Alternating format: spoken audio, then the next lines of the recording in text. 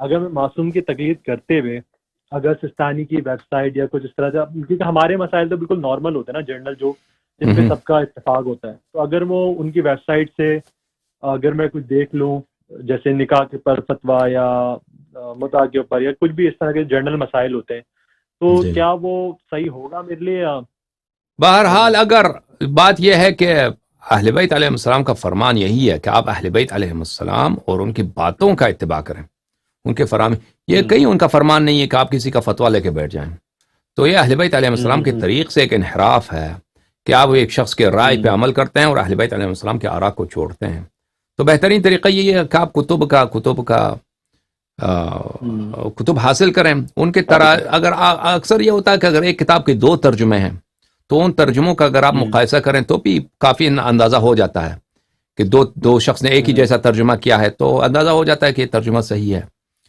پھر ایسے لوگ ہوں گے جن کو حدیث آتے ہیں، ان سے آپ پوچھ لیجئے کہ یہ ترجمے میں مجھے شک ہے، یہ کیا یہ ترجمہ صحیح ہے. بہرحال حجت جو ہے وہ کلام اہل بیت علیہ السلام ہے. اور یہ طریقہ کار کہ ہم علماء کی تقلید کریں، یہ اصل میں شروع جو ہوا ہے نا، یہ یہود سے شروع ہوا.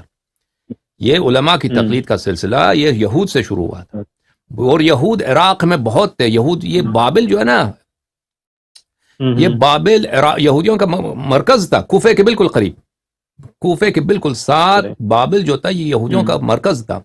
اور یہودوں کا سب سے بڑی جو کتاب ہے تلمود، ایک تلمود ہے تلمود شامی، ایک تلمود ہے تلمود بابلی. تلمود شامی جو ہے وہ بہت چھوٹی کتاب، اس کا کوئی فائدہ ہی نہیں ہے. سب قوانین جو ہیں، اجتہادات جو ہیں، فقہ جو ہے یہودیوں کا، وہ تلمود بابلی ہے. تو بابل میں اس زمانے میں یہود بہت سارے تھے، اور اجتہاد کا مرکز بھی کوفہ تھا. اجتہاد کا ابو حنیفہ جہاں سے اٹھا ہے، اٹھا ہے. تو اجتہاد کا اساس بھی مسلمانوں نے جو لیا ہے یہ غیر مسلم سے لیا ہے، یہودیوں سے لیا. پھر ہمارے علماء نے مخالفین سے سیکھا ہے، عمریوں سے سیکھا ہے. تو اصل اجتہاد کا وہ طریقہ کار ہے وہاں سے، یہ اجتہاد و تقلید. تو لہٰذا یہ اجتہاد و تقلید جو بالکل غیر اسلامی، غیر شرعی، اہل بیت علیہ السلام سے اس سے منع کیا. اگر آپ اس کو چھوڑ دیں اور آپ کتاب اللہ و سنتی، لیکن میں نہیں کہتا کہ ہر شخص خود حدیث پڑھے. علماء کا کام ہے کہ حدیث کو میسر کریں عوام کے لیے، حدیث کی صحیح شرح کریں، حدیث کی بیان کریں، ترجمہ کریں، شروح لکھ دیں تاکہ عوام اس پہ عمل کر سکیں. ابھی علماء کا کیا کام ہے؟ فتاوی. علماء وہ مراجع مجتہدین کے فتاوی لوگوں کے لیے میسر کرتے ہیں. اگر یہی کام ہم حدیث کے لیے کریں تو یہ کوئی ہر بچہ شروع دن سے وہ حدیث سیکھے گا کہ نماز کیسے پڑھنی ہے، وضو کیسے کرنا ہے، مثلا مختلف احکام، نماز روزے کے احکام کیسے ہیں. تو وہ کوئی مشکل ہی نہیں رہتا نا. مشکل یہ ہے کہ صدیوں سے ہم نے یہ سلسلہ کار چھوڑ دیا ہے. تو اب ایک مشکل لگتا ہے، لیکن یہ ممکن ہے، کرنے والی چیز ہے. آپ انشاءاللہ ہمت کریں. ٹھیک ہے بھائی؟ ہاں بے شک آپ بات صحیح کہہ رہے ہیں، کیونکہ ابھی ہم اگر تقلید کی بات کریں اصولی اس کے اندر، تو وہ اندھی تقلید ہی کر رہے ہوتے ہیں. ان پہ ہم نے اندھا یقین کیا ہوا ہے کہ وہ صحیح حدیث کے تھرو ہی فتویٰ دے رہے ہیں.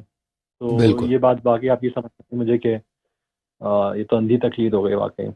اور مجھے نا کچھ کتابیں احادیث کی اگر ریکمینڈ کر دیں.